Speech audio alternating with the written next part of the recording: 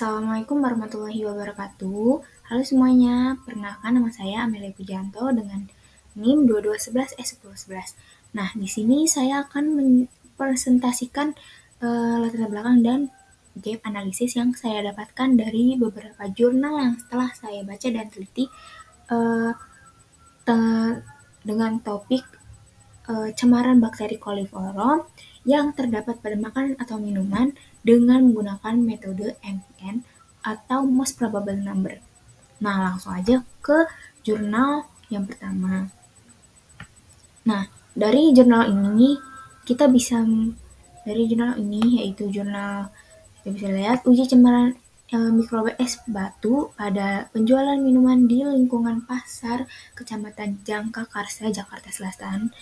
Nah, ini bisa dilihat latar belakangnya ya. Yang pertama, ini adalah pangan adalah salah satu kebutuhan dasar yang sangat penting dalam kehidupan manusia.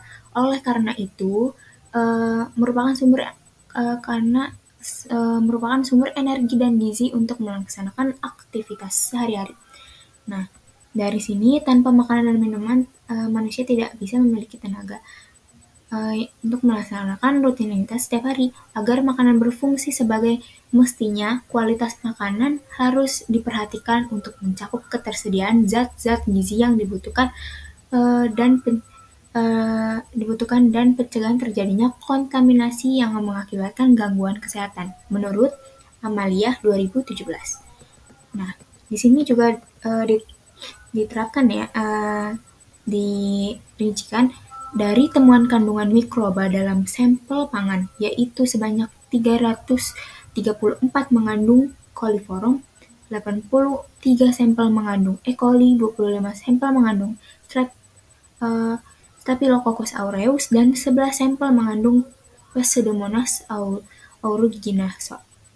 Nah, rendahnya cangkup higienis dan sanitasi menjadi resiko terjadinya kejadian luar biasa diare. KLB diare ini yang sering terjadi dalam jumlah penderita dan kematian yang banyak, yaitu 646 kasus menurut Kemenkes 2014. Nah, bisa dilihat ya di sini mikroorganisme yang bisa dilihat dari latar belakang identifikasi bakteri E. coli dari penjualan es teh yang dijual di daerah Dusun Candi Mulo, Jombang.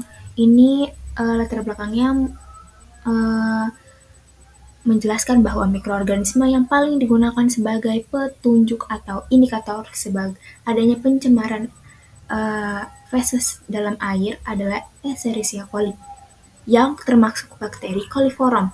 Nah, bakteri ini tersebut selalu terdapat di dalam kotoran makhluk hidup ya, terutama makhluk manusia dan hewan. Mikroorganisme ini dikelompokkan secara keseluruhan tidak umum hidup atau terdapat dalam air atau makanan, hingga keberadaan dalam air dapat dianggap sebagai petunjuk adanya pencemaran kotoran dalam air luas, baik dari kotoran hewan maupun manusia.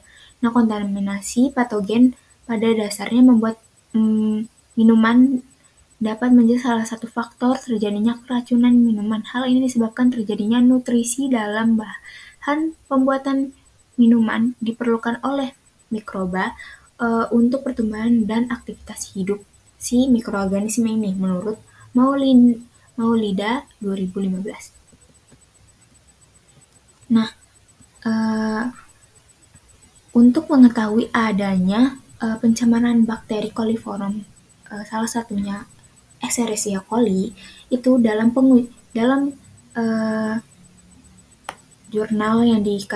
jurnal analisis kandungan cemaran bakteri coliform pada air rendaman tahu di pabrik tahu wilayah Kalideres, Jakarta, ini menyebutkan bahwa dalam pengujian pencemaran bakteri coliform,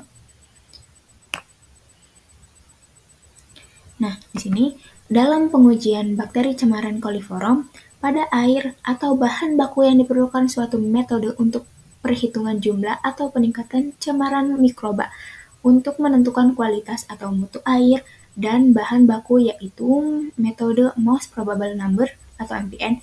Nah, MPN ini merupakan metode perhitungan sel terutama untuk perhitungan bakteri coliform berdasarkan jumlah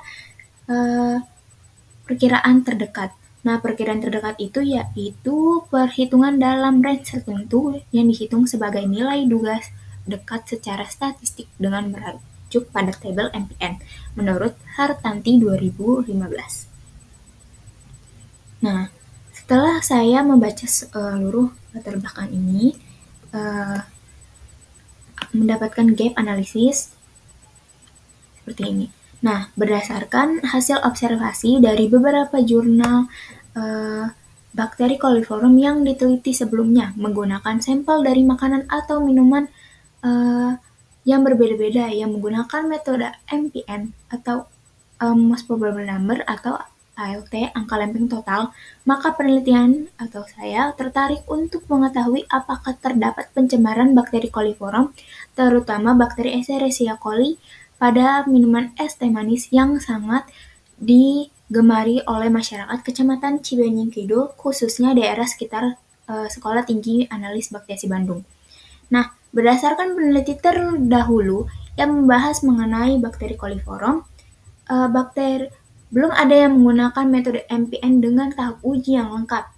Sedangkan uji MPN ini sebelumnya itu terdapat 3 tahapan atau 3 tahap uji, yaitu uji penduga, uji penegasan, dan uji pelengkap. Nah, kebanyakan dari peneliti yang saya baca ini hanya menggunakan 2 uji saja, yaitu uji penduga dan uji penegasan. Menurut peneliti, uji pelengkap adalah uji yang sangat penting untuk mengetahui apakah isolat yang diambil merupakan bakteri coliform dan juga apakah pencemaran yang terjadi disebabkan oleh bakteri Escherichia coli yang terdapat di dalam feses makhluk hidup. Sehingga peneliti atau saya sangat tertarik untuk meneliti lebih lanjut pada metode most probable number dengan uji yang lebih lengkap lagi. Nah, sekian presentasi dari saya mengenai latar belakang jurnal dan gap analisis. Nah, mohon maaf untuk kesalahan kata yang kurang berkenan. Terima kasih. Wassalamualaikum warahmatullahi wabarakatuh. Dadah.